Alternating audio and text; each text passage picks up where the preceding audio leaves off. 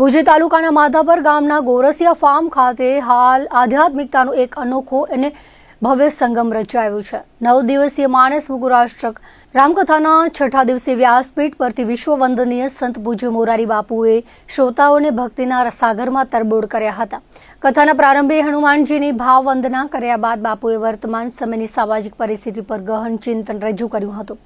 6ઠા દિવસની આ મંગલમય કથામાં પૂજ્ય બાપુએ માનવ જીવનમાં ગુરુના અદકેરા મહત્વનું અત્યંત માર્મિક અને હૃદયસ્પર્શી વર્ણન કર્યું હતું।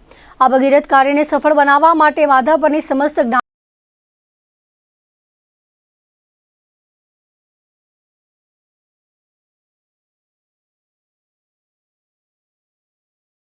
મુગુરાષ્ટક કથાનું જીવંત પ્રસારણ માણીને ધન્યતા અનુભવી રહ્યા છે।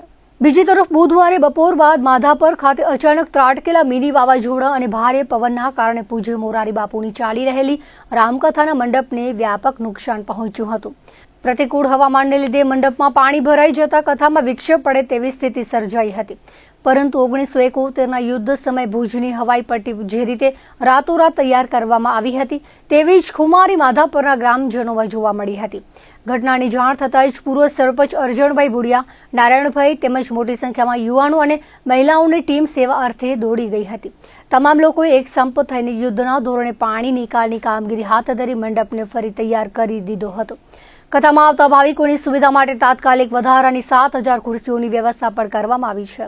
આ માધાપરવાસીઓની એકતા અને ખંતને કારણે કુદરતી આફત સામે રામકથાની શ્રદ્ધાનો વિજય થયો હતો।